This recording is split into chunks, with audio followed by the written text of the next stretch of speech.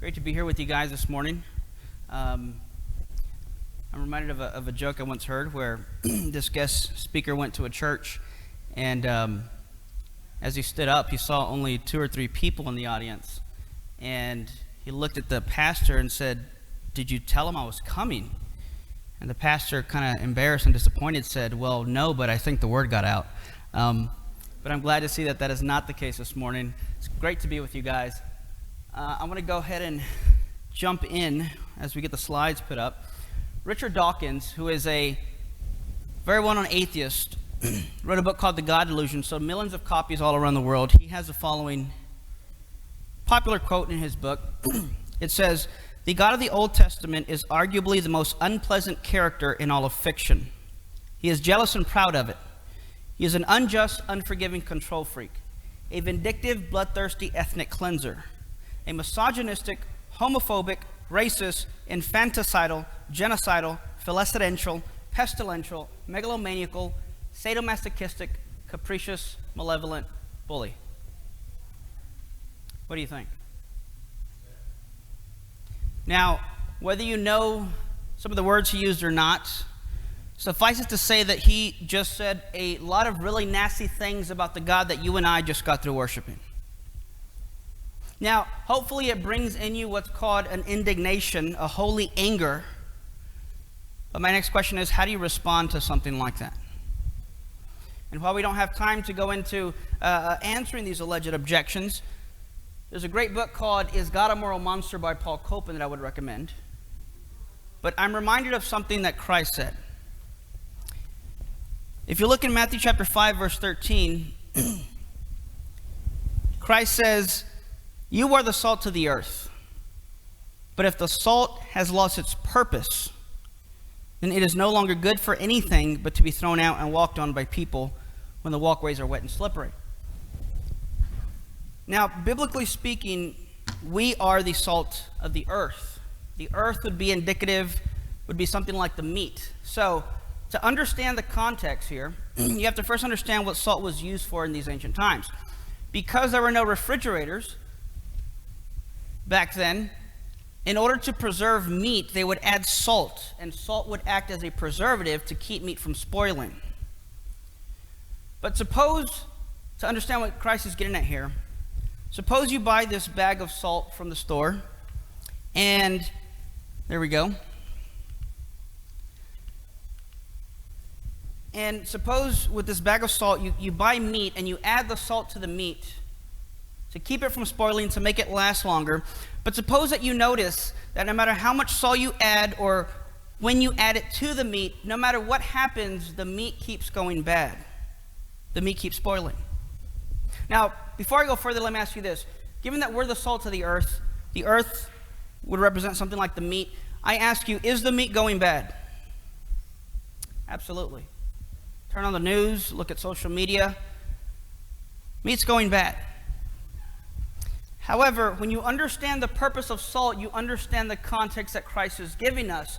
Because here's what he's saying. If you keep buying meat and adding the salt that you have at home to the meat, but it keeps going bad and spoiling, then at some point in your life, you're going to have to step back and stop asking yourself what's wrong with the meat, and instead step back and ask yourself what's wrong with the salt.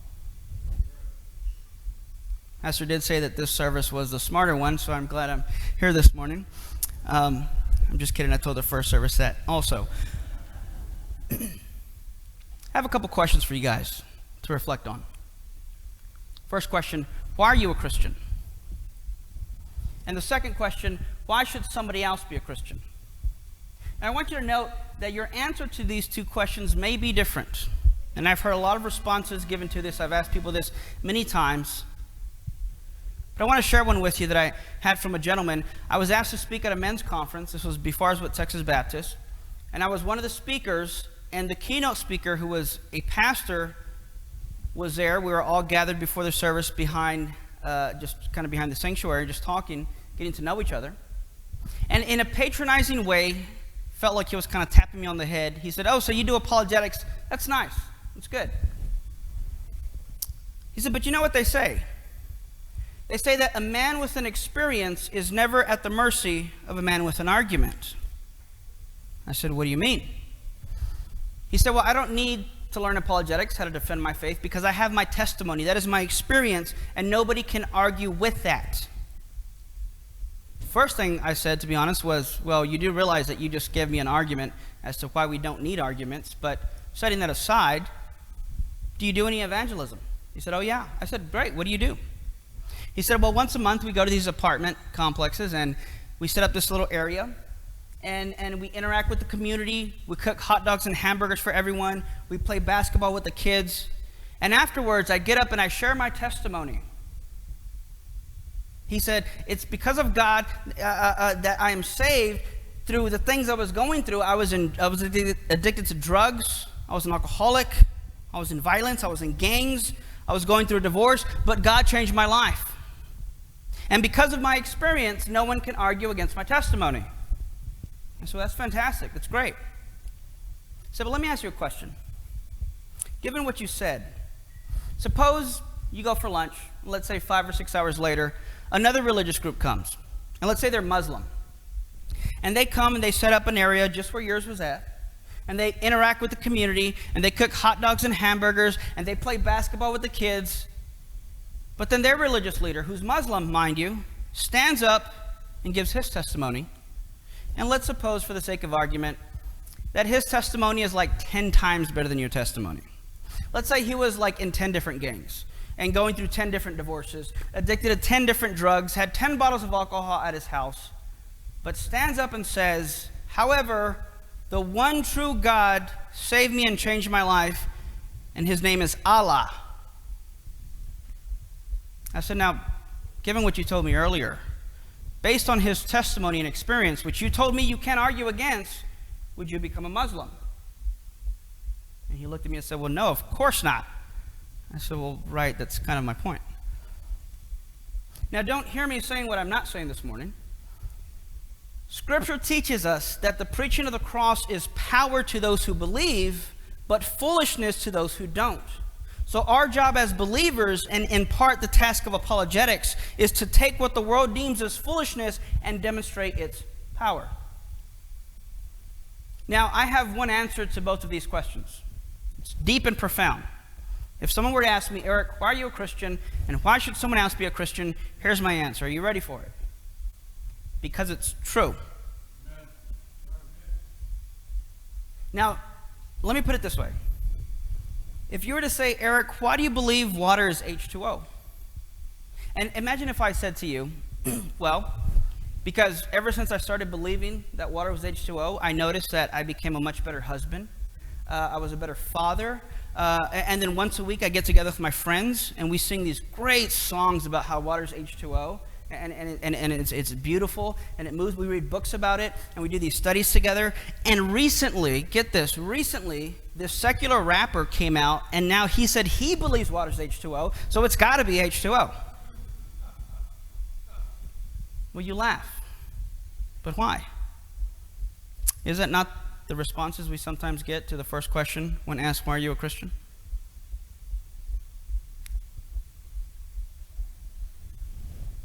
Notice that if the chemical composition of water is indeed H2O, then the truth and fact of this reality is independent of my opinions, beliefs, or feelings or emotions that I have towards it. And if Christ was risen from the dead and God raised Jesus from the dead, the resurrection is true. If that happened, all bets are off. Christianity is true. And by default, anything that's not Christian is false. But again, note, my emotions or beliefs or opinions towards it do not affect the truth or validity of it. If I had a bad day, God forbid, if I were to, something happened to my wife and children, Christianity would still be true.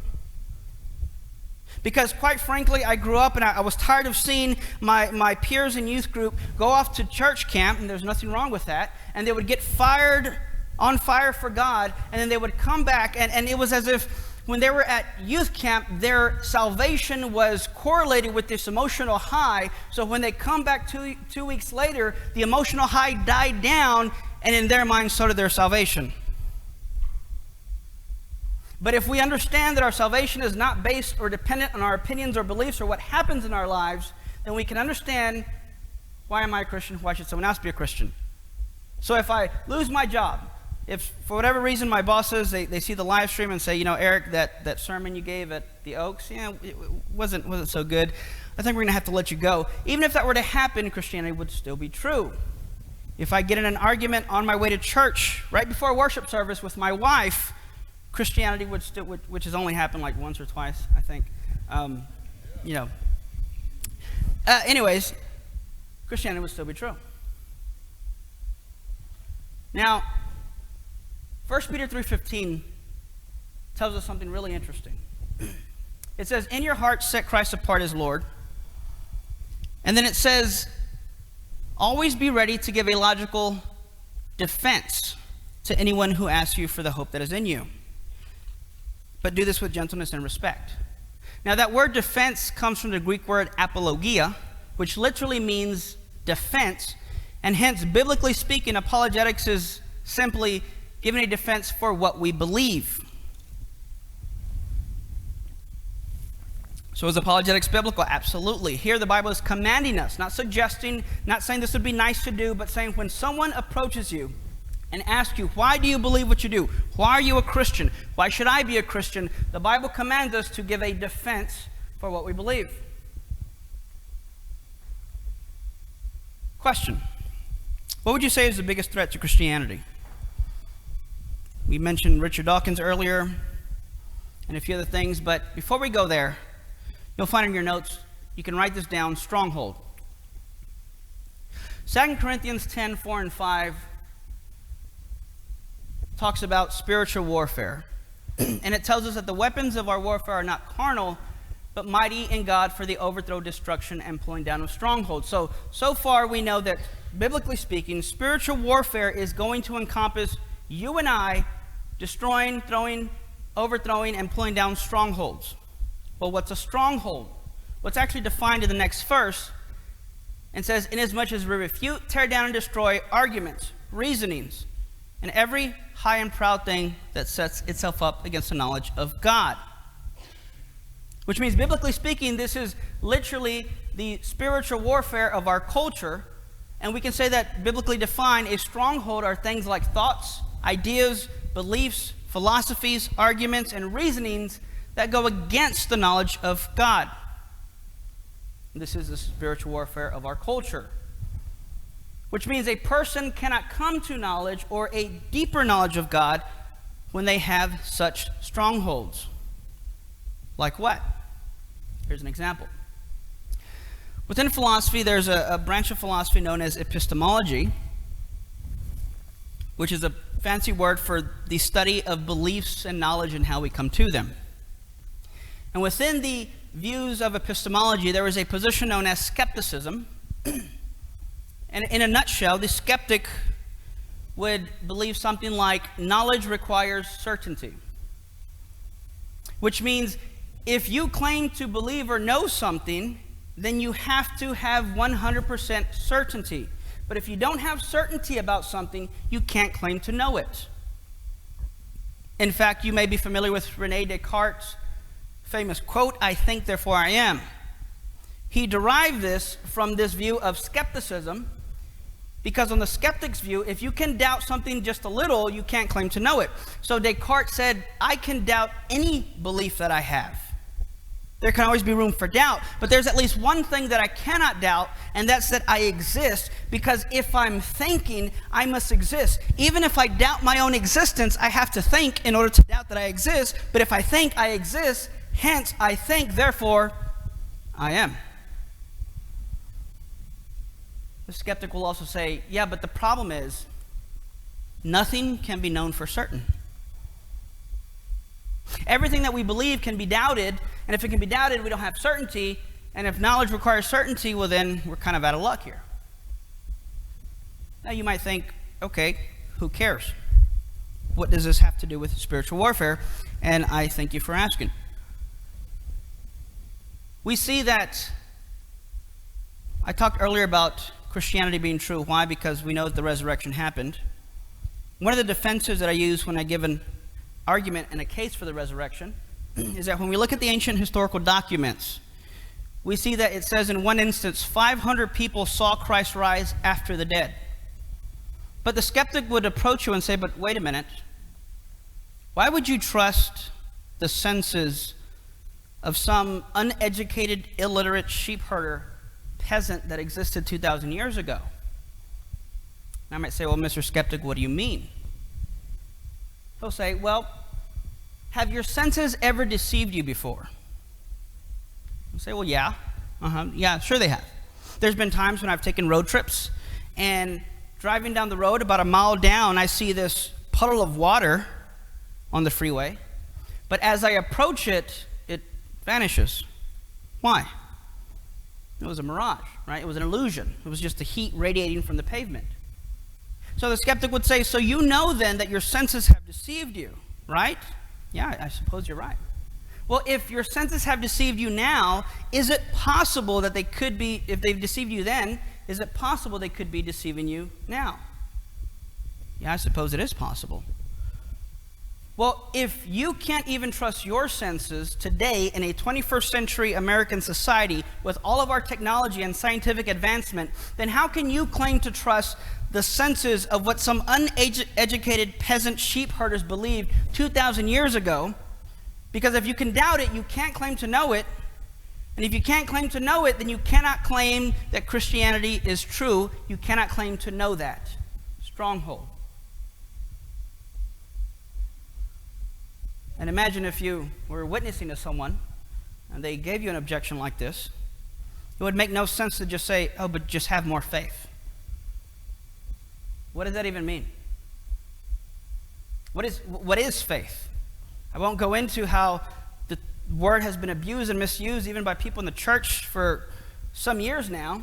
But we act like faith is something that you come to the altar and you squeeze your fist really hard and say, God, give it to me, and he zaps you with it. I wish I had time to go into faith and what it is, but I'm reminded of a joke. This pastor said, God, you and I both know I need to work on my patience. So I'm going to pray for patience, but Lord, I don't want to wait for it. Give it to me now.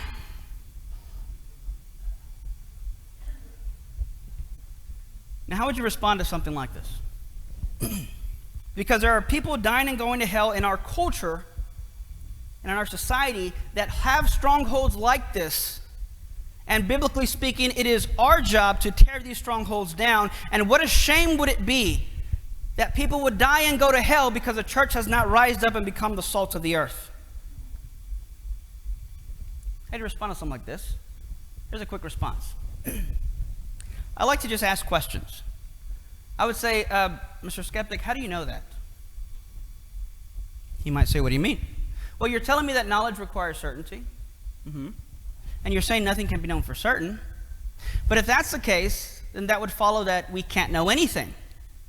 And he might say, yes, you're getting it now. Okay, but hold on, though. But if we can't know anything, well, then how do you know that your skeptical position is correct or true? In other words, if we can't know anything, then you can't claim to know that skepticism is the correct way of viewing knowledge and beliefs. Because if we can't know anything, you can't claim to know that. But even worse, if you know that we can't know anything, then now you have knowledge, and that would mean skepticism is false. In fact, you told me I can't trust my senses. Thank you, Lord. I can't trust my senses because they've deceived me. But is it not the case that the only reason I know that I can't trust my senses is because my sense of sight showed me that it was initially wrong to begin with, but I only knew that my sense of sight was deceiving me because my sense of sight showed me there was no water there. So are you not saying that in order to know I can't trust my senses, wouldn't I have to first trust my senses of sight to know that I can't trust my sense of sight? Which, of course, is self-defeating. Now, it might be funny and all fun and games once we kind of give the answer, but can I ask you to honestly reflect for a second? And can I ask you, who here could have given a response prior to my answer?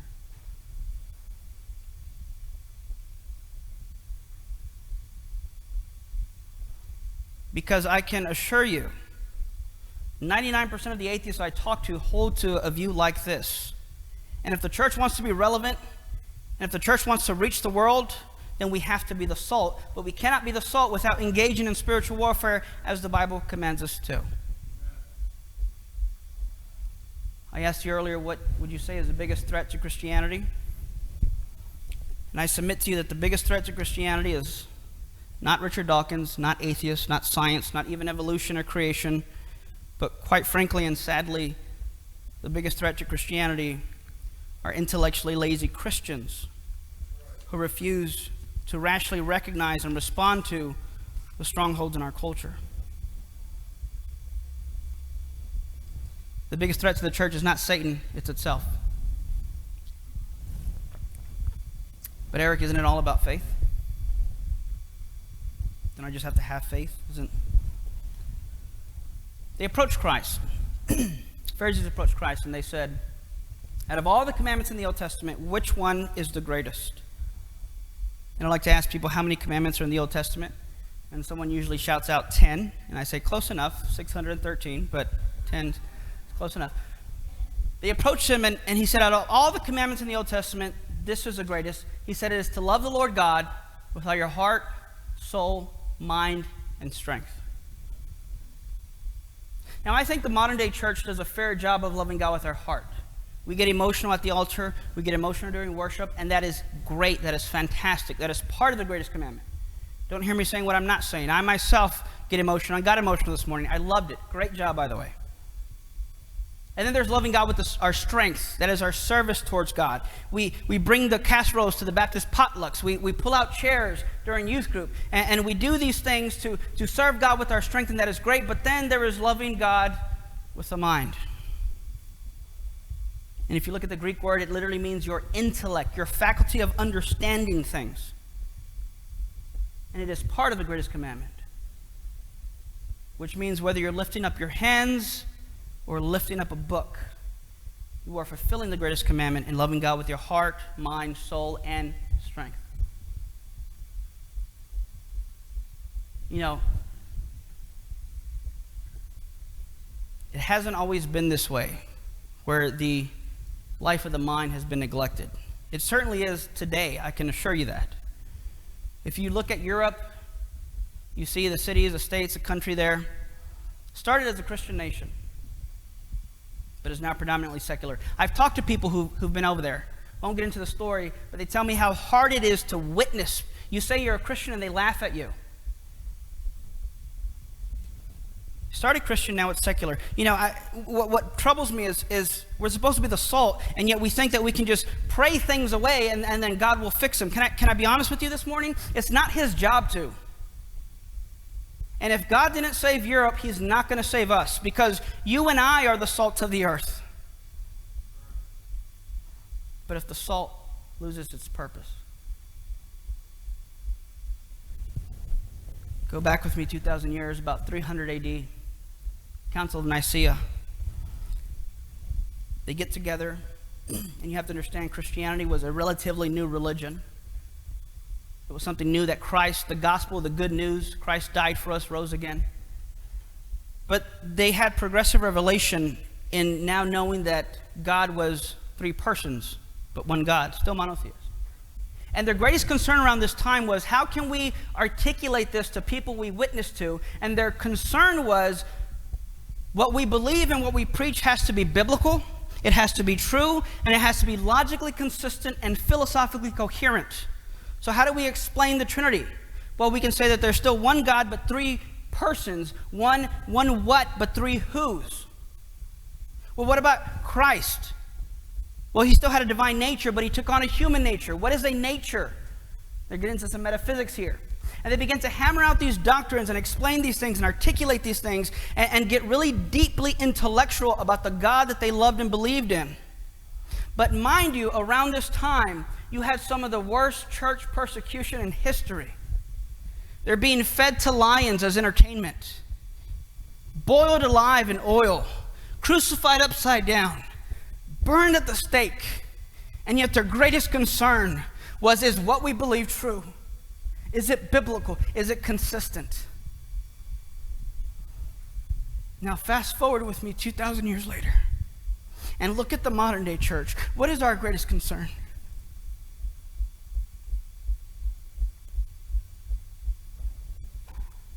Are the church pews comfortable enough?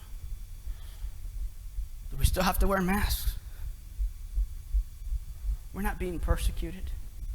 We're not being fed to lions. And what's our greatest concern? Strongholds. I went to speak at a church a few years ago. Well, quite a few years ago now, before I was with Texas Baptist. And I met with the pastor for lunch before I spoke to the youth group. Hadn't met the pastor. It was a youth pastor that invited me. And he said, you do apologetics. That's fine. I always feel like people are patronizing when they do that. He said, but, I think it's great and all, but maybe for a Bible study, but not for like a church service. Definitely not for Sunday morning, not behind the pulpit. And I wasn't going to argue with him. He's a pastor and whatnot. And I said, okay, well, agree to disagree. Later that night, I wasn't going to speak on apologetics, thankfully, but I introduced myself as an apologist, said a little bit about it, and said, but if you have questions, look for me after service.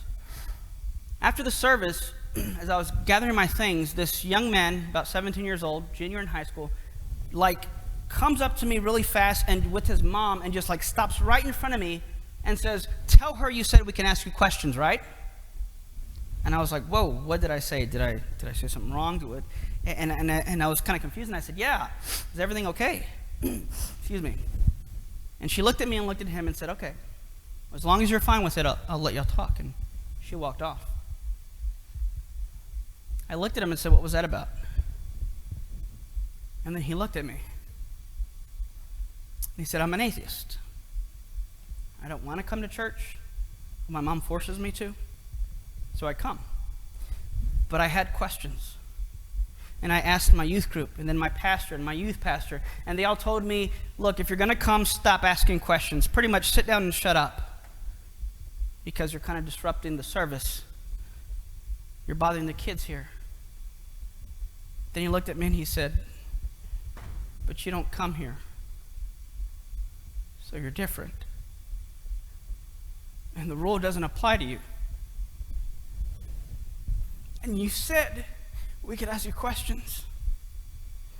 So can I ask you questions? We spoke for at least an hour until they had to lock the church up.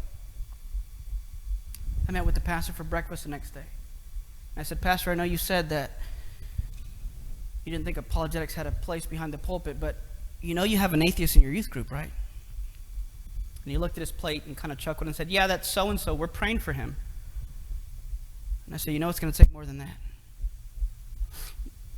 You live in such a small town with one high school that if you lose this kid, he's going to take about half that youth group with him.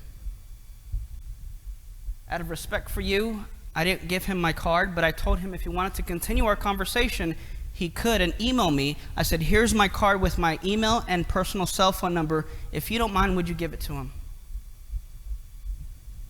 That was 8 years ago. Never heard from the kid. Don't know if he ever got it. But you are the salt of the earth. But if the salt loses its purpose, it's no longer good for anything. I want to encourage you, be the salt. Know how to engage in spiritual warfare. Know how to recognize the strongholds in our culture. And tonight we're actually going to talk about the 3 dominant strongholds that are in our culture and how to respond to them. In fact, I know I talk fast. I have ADHD. You can go on my YouTube channel and look at some of my debates and videos that I've done. And you can go to erichernandezministries.com/notes and you can get today's notes, including the notes that will be for tonight. Tonight, you don't want to miss that. I'm going to be starting with an atheist role play. We're going to start at 5. I'm going to be an atheist for 10 or 15 minutes. You can interact with me, ask an atheist whatever you want, and I'm going to respond as an atheist or skeptic would. And then we're going to go over the 3 strongholds. What we talked about today, just to wrap up, was from some of the material I brought back there. I talk mostly from the DVD back there called Spiritual Warfare of Our Culture. And then tonight, we're going to finish this and talk about evidence for God. The DVDs are $15. You can get a hard copy or a download card. And full disclosure, all proceeds from the DVD sales today and CD sales will go to feed a hungry family. My hungry family. I have 2 kids, and they eat a lot. We have that there. I also have a course back there that has 8 to 10 hours, over 100 pages of notes, some debates. But I'll end with this. One of the things I'm going to share is, in part, my testimony, how I got into apologetics. And basically, it was my professor, who was an atheist in philosophy, freshman year of college, basically said, if there's a soul and it's not physical, he pulls out a pill, says, here's an antidepressant pill. How can something physical affect the non-physical, like my soul, which, according to Christianity, has your emotions and beliefs? Because if it's not physical, how can a pill affect the physical? He said, well, I'll tell you how. It's because there is no soul, there is no God, there is no heaven, there is no hell. We're just a physical brain and body, and we need to learn to live with that fact and get on with our lives. Stronghold. How do you respond to something like that? Well, I'm glad you asked, and we will go over that tonight, 5 to 7. We're going to be talking about that stronghold and go into it. Hopefully you can come. I did a 2-hour debate on the soul and much more since then that we also have back there. But at the end, guys, of course I hope to see you tonight, but if not, you might lose a jewel from your crown in heaven. I don't know. I think it says it in the Message Bible somewhere. But let's be the salt of the earth. And let's recognize and respond to the strongholds in our culture. I'd love to meet you. I'll be back there with the CDs and DVDs at that table. Thank you.